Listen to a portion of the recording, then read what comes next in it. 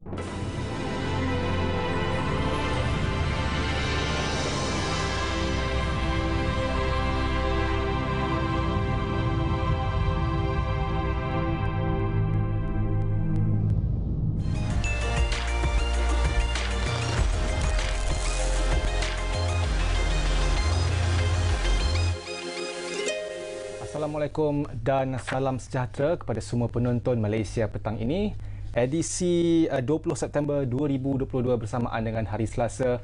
Anda bersama dengan kami di mana seperti biasa kami akan membawakan kepada anda topik-topik yang menarik untuk diketengahkan dan juga rangkuman berita terkini di Malaysia. Dan hari ini anda bersiaran bersama saya Muzammil Abdullah dan rakan saya Zain Nasir. Baiklah, sebelum kita kongsikan apa agaknya kandungan akhbar ataupun tumpuan untuk hari ini, tapi kita nak bincang terlebih dahulu tentang satu isu yang sangat besar berkaitan dengan perubahan iklim dan sebagainya. Itu fokus utama kita untuk hari ini, sebab sebelum ini juga pelbagai langkah drastik disuarakan oleh pelbagai pihak juga di peringkat dunia untuk atasi perubahan iklim, untuk elak bencana yang lebih teruk lagi, yang lebih besar lagi dalam keadaan yang tidak menentu sekarang ini, kan? Bukan sahaja di Malaysia tapi juga di seluruh dunia. Di seluruh dunia. Betul. Malah kalau kita lihat berita-berita media massa di antarabangsa, anda boleh lihat laporan-laporan mengenai paras air laut meningkat, kepanasan yang berkekalan. Malah kalau kita tengok baru-baru ini di Eropah, berlakunya satu fenomena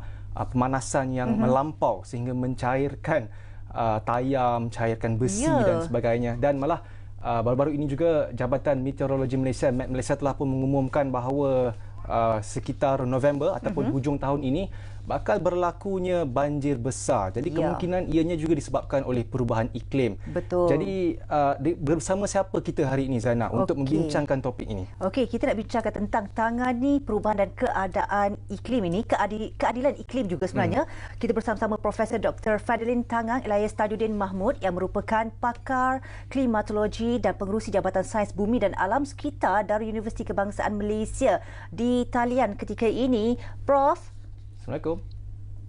Waalaikumsalam, saudara Muzammil dan juga Ziana. Terima kasih jemput saya ke rancangan Malaysia petang ini bernama TV, berkongsi fakta dan juga maklumat mengenai isu yang begitu penting. Ya, baik Prof. Kita melihat kepada isyarat kecemasan seolah-olah telah pun dipasang, bukan baru, dah agak lama juga sebenarnya. Dan malah isyarat kecemasan ini juga merupakan mesej yang pernah disebut oleh Setiausaha Agung Pertubuhan Bangsa-Bangsa Bersatu itu sendiri, berhubung dengan laporan kumpulan kerja pertama panel antara kerajaan mengenai perubahan iklim. Jadi sejauh mana Prof melihat isyarat ini diambil oleh dunia secara umumnya dan Malaysia khasnya dalam menangani isu perubahan iklim? Betul saudara Muzammil dan juga Ziana. Dunia pada ketika ini berada dalam keadaan pada pendapat saya sangat kritikal bila kita menyebut pasal isu berkaitan dengan perubahan iklim. Kalau kita lihat suhu dunia misalkan, kita telah berada sekitar 1.2 darjah Celsius lebih tinggi daripada suhu sebelum zaman perindustrian, dan itu sudah menghampiri aras 1.5 yang disasarkan oleh perjanjian Paris. Hanya sekitar 0.4 ataupun 0.3 saja, dan kita telah merasai pelbagai bencana iklim yang dahsyat di seluruh dunia, di Eropah, di Amerika, di Australia, di Pakistan, dan juga di negara kita sendiri, banjir yang sentiasa berlaku. Jadi kalau menurut laporan panel perubahan iklim Pertubuhan Bangsa-Bangsa Bersatu ataupun IPCC dalam singkatan dia, perubahan iklim ini berlaku secara menyeluruh sekarang. Bukan hanya di satu dua tempat tapi menyeluruh, berubah dengan cepat, dan boleh dikatakan tren yang kita alami pada ketika ini tak pernah berlaku dalam beribu-ribu tahun sebelum ini. Dan ada kajian-kajian yang menunjukkan bahawa kita menghampiri apa yang dipanggil sebagai tipping points ini, di mana apabila kita melewati tipping points itu, kadar perubahan iklim itu akan mendadak dengan begitu cepat. Jadi ini sangat bahaya. Dan soalan tadi, sejauh mana dunia committed untuk menyelesaikan masalah ini, pada pendapat saya kita masih belum berada dalam keadaan sepenuhnya ya. Sebab kalau kita lihat emission ataupun pembebasan gas-gas rumah hijau setiap tahun pada ketika ini adalah sekitar lebih daripada 50 gigaton. Dan kalau mengikut laporan panel perubahan iklim juga, untuk suhu itu peningkatan itu dipastikan di bawah 1.5, kadar pembebasan tahunan gas-gas rumah hijau ni mesti dikurangkan 50% ke tahap antara 20 hingga 30 gigaton dalam masa kurang daripada 10 tahun sebelum 2030. Tapi apa yang jelas di sini, dunia belum bersedia, malah komitmen dan juga polisi yang sedia ada akan membawa dunia ke arah bukan 1.5, bukan 2, tetapi pemanasan antara 25 dan juga 3 darjah yang akan menyediakan keadaan dunia akan mengalami bencana yang lebih teruk dari apa yang kita alami pada ketika ini. Okey, maknanya sekarang ini, Prof, dunia menuju arah yang salah? Bukan dikatakan menuju arah salah, tapi komitmen itu belum sepenuhnya.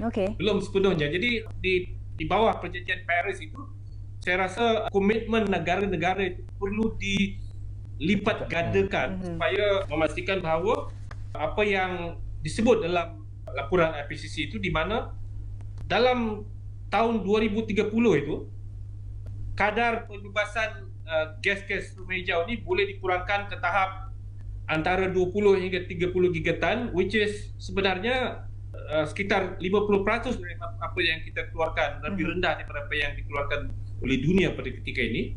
Dan apabila mencapai 2050 net zero emission, maknanya itu apa yang dibebaskan itu sama dengan apa yang carbon sink.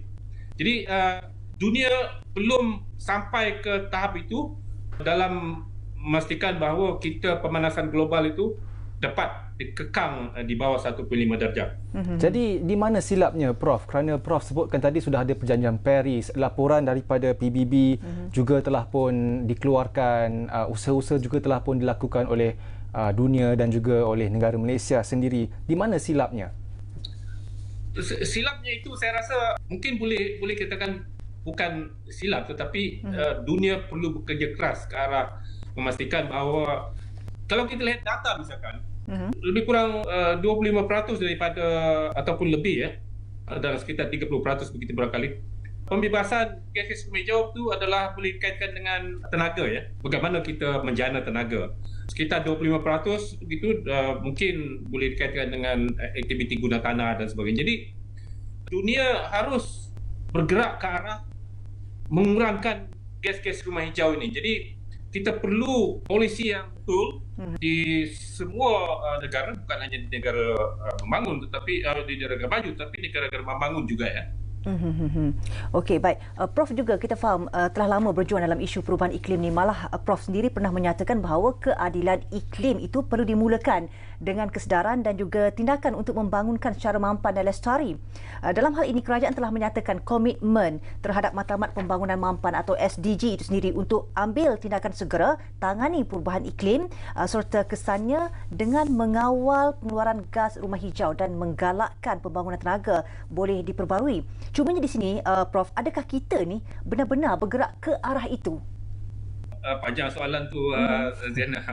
Beginilah, saya kira konsep keadilan iklim itu merujuk kepada tanggungjawab negara-negara berdasarkan kepada pembebasan gas rumah hijau setiap negara sekarang dan juga yang lampau Jadi kalau kita perhatikan misalkan apa yang ada pada ketika ini di atmosfera, kebanyakannya adalah disumbang oleh negara-negara maju, negara-negara industri yang telah membangun dari sejak dulu lagi Jadi dari segi sumbangan kepada penyebab kepada perubahan iklim, negara-negara ini lebih menyumbang kepada perubahan iklim itulah. Jadi konsep keadilan itu perlu kita dikaitkan dengan siapa yang lebih menyumbang kepada itu. Jadi sebab itu penyelesaian kepada perubahan iklim itu, kita melihat bahawa negara-negara maju, negara-negara kaya perlu memainkan peranan yang lebih tinggi Bukan hanya mengatakan bahawa negara-negara membangun perlu mengurangkan gas, tapi negara-negara maju perlu leading the way. Ya. Jadi Malaysia contohnya, memang kalau kita baca misalkan, dan kalau kita ikuti, kerajaan sudah ada dasar-dasar yang kita menuju kepada pembangunan mampan. Kita pun sebenarnya komitmen kita sudah, perjanjian Paris sudah by 2030 pembebasan kita dikurangkan 45% begitu, 2050 misalnya kita boleh mencapai net zero. Jadi dari segi polisi itu memang sudah ada lah. Dan saya rasa kerajaan juga mungkin tengah berusaha ke arah memastikan bahawa daya saing ataupun resilient meningkat bila kita berhadapan dengan bencana-bencana iklim itu. Tapi saya beginilah, konsep keadilan iklim ini bukan hanya kita guna kepada antara negara kaya dengan negara membangun begitu, tapi kita boleh lihat juga di peringkat dalam negara kita sendiri. Yang menerima impak adalah rakyat, penduduk-penduduk di kampung, yang sebenarnya kalau kita lihat sumbangan mereka terhadap perubahan iklim ini mungkin begitu kecil ataupun tiada, tapi mereka lah yang sebenarnya akan menerima impak. Saban hari kita melihat penduduk menghadapi banjir dan sebagainya. Jadi kita harus melihat bahawa keadilan iklim itu juga di situ. Jadi sebab itu kerajaan misalkan harus memastikan bahawa pembangunan yang kita jalankan itu mesti mampan dan memastikan bahawa exposure atau pendedahan kawasan-kawasan tertentu, komuniti-komuniti tertentu itu kepada bencana itu tidak meningkat apabila kita membangun. Kita memastikan bahawa exposure, pendedahan kepada bencana itu boleh dikurangkan dan resilient kita boleh ditingkatkan. Jadi kalau kita membangun misalkan menebang hutan misalkan tanpa sebarang kajian saintifik, kemungkinan itu akan mendedahkan kita kepada bencana iklim, banjir dan sebagainya. Jadi di mana keadilannya kepada penduduk-penduduk kampung, rakyat yang mungkin sumbangan dari segi perubahan iklim itu sangat sedikit ataupun tiada. Jadi keadilan iklim itu harus kita lihat di situ juga ya. Okey, baik. Sebab itu pembangunan itu harus mampan. Ya, Prof, kalau kita lihat Perhimpunan Pertubuhan Bangsa-Bangsa Bersatu ataupun UNGA yang ke-77 akan berlangsung pada 23 September ini. Adakah Prof senada dengan pandangan beberapa pakar untuk Perdana Menteri menggesa para pemimpin dunia supaya mengambil tindakan segera ke atas perubahan iklim berikutan keadaan cuaca yang ekstrim di beberapa kawasan di seluruh dunia? Namun apakah pendekatan terbaik yang boleh diambil untuk Malaysia bagi memberikan tekanan itu? Seperti yang saya katakan tadi, keadilan iklim itu kita harus lihat bukan hanya di peringkat dalam negara, tetapi antara negara kaya dan juga negara membangun ya. Kita perlu membangun, no doubt about it. Kita negara-negara seperti Malaysia perlu membangun, tapi dalam masa yang sama kita harus membangun secara mampan. Pembebasan gas-gas rumah hijau kita harus diturunkan dan sebagainya, dan ini memerlukan dana, memerlukan banyak uang untuk kita menuju ke arah itu. Jadi negara-negara maju sepatutnya menyediakan dana yang cukup untuk negara-negara membangun, negara-negara kecil, untuk memastikan bahawa kita membangun secara mampan ini ya, bukan hanya bergantung kepada negara itu sendiri, tapi negara-negara maju ini harus shoulder this responsibility ya. Dan kalau kita lihat dari perjanjian Paris, dananya cukup limited. Kalau mengikut di bawah perjanjian Paris sebelum ini, hanya dalam sekitar 100 bilion US dollar setahun ya. Dan itu yang dijanjikan. Tapi yang berlaku sebenarnya apa yang berlaku dalam tahun-tahun sehingga tahun ini, setiap tahun itu kurang daripada itu ya. Apa yang disalurkan oleh negara-negara maju itu kurang.